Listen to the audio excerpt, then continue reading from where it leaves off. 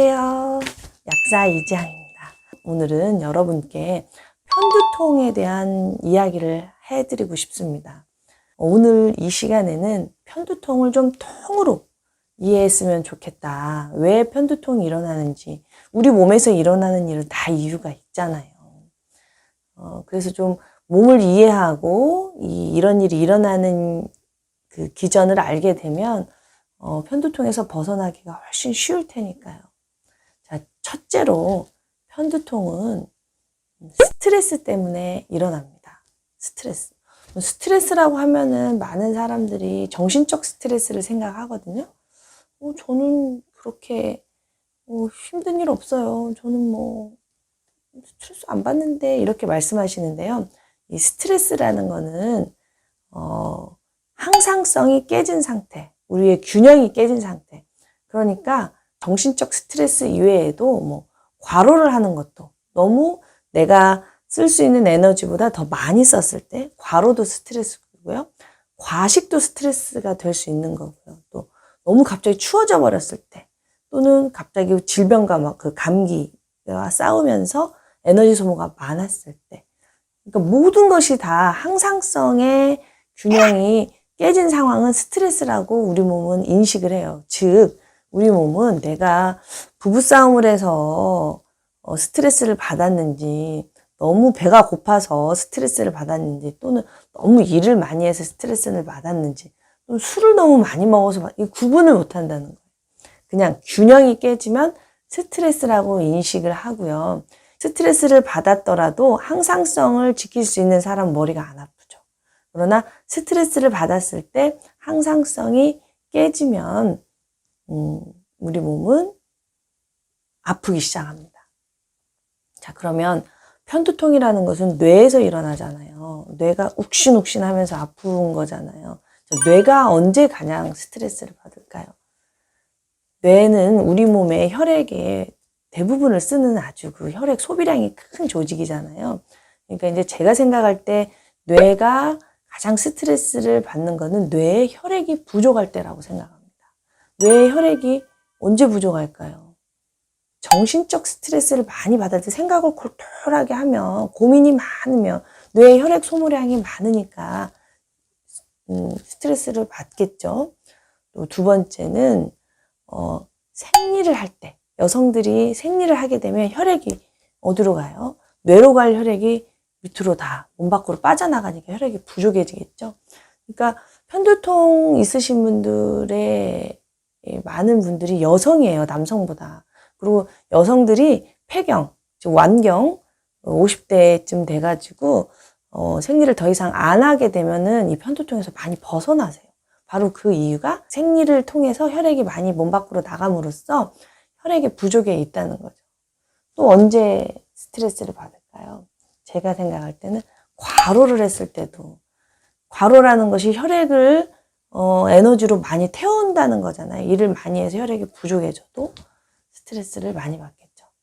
또 제가 생각할 때 혈압이 너무 낮아도, 혈압이 너무 낮아도 뇌로 혈액이 잘 못 가니까, 아무튼 여러 가지 이유로 혈액이 고갈이 되거나 혈액이 소모량이 너무 많거나, 다 똑같은 말이네요. 결국 뇌의 혈액이 부족했을 때 편두통에 시달린다. 저는 이제 이렇게 생각을 하는데요. 자, 그러면 혈액이 부족해지면 왜 우리 몸은 스트레스를 받고 스트레스를 통해서 왜 이런 반응이 나타나는지 말씀드려 보겠습니다. 자, 스트레스를 받으면 여러분들 그 맹수가 우리를 막 쫓아올 때 이런 걸 스트레스 반응이라고 하잖아요. 즉 교감신경이 흥분됐을 때를 우리는 스트레스를 받는다, 이렇게 말을 하잖아요. 근데 이 교감신경이 흥분이 되면은요, 혈관이 수축이 돼요. 그 수축된 곳으로 혈액이 막 가야 되기 때문이겠죠. 그러니까 우리가 막 뛰어서 도망을 가거나 전투를 해야 되니까 그쪽으로 혈관이 수축이 되는데요. 이 모든 혈관이 다 수축이 돼도 뇌로 가는 혈관은 수축이 안 됩니다. 뇌는 그만큼 항상성이 중요하기 때문에 우리 몸에서 그렇게 발달을 했나 봐요. 그 교감신경이 흥분할 때 우리 몸에서 나오는 물질이 에피네프린, 노르에피네프린 이런 물질인데 이게 뇌에는 적용이 안 되는 거죠. 뇌가 그럼 교감, 부교감 신경에 쉽게 영향을 받는다면 우리 뇌가 막 흥분했다.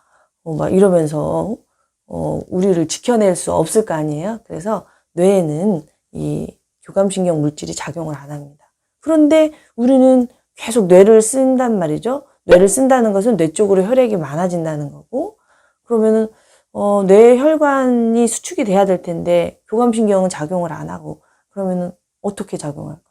바로 세로토닌, 이 세로토닌이라는 물질이 뇌 혈관을 수축시킵니다. 이 세로토닌이라는 물질 많이 들어보셨잖아요. 세로토닌이 가장 많은 곳은 장이고요.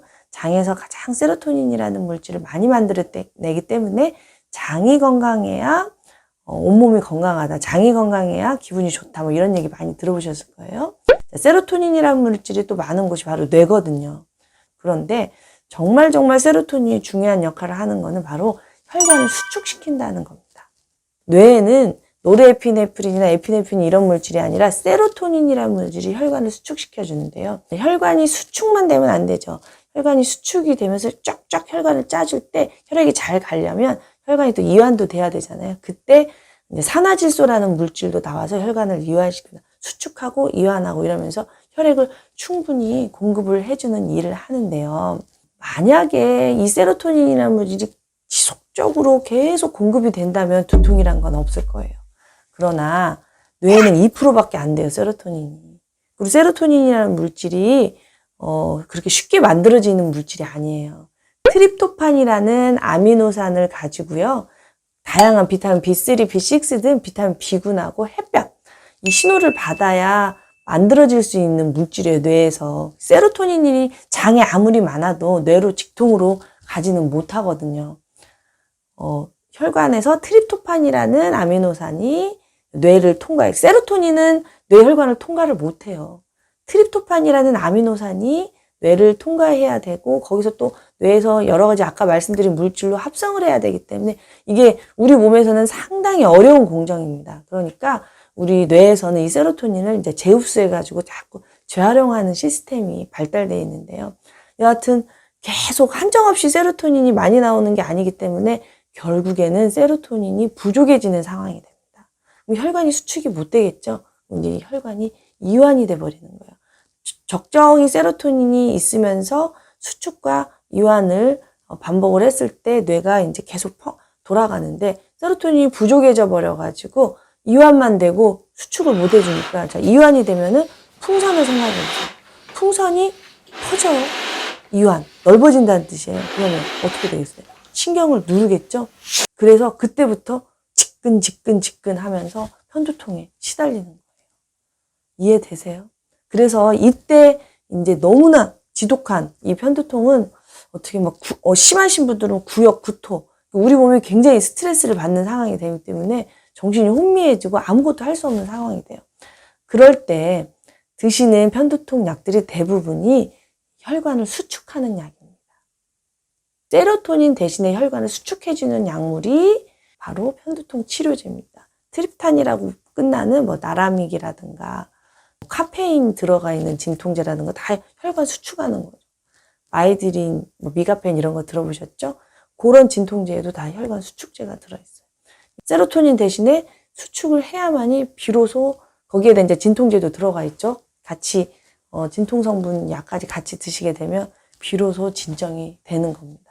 근데 또 편두통 예방약들은요, 또 혈관의 지나친 수축을 막는 약들입니다.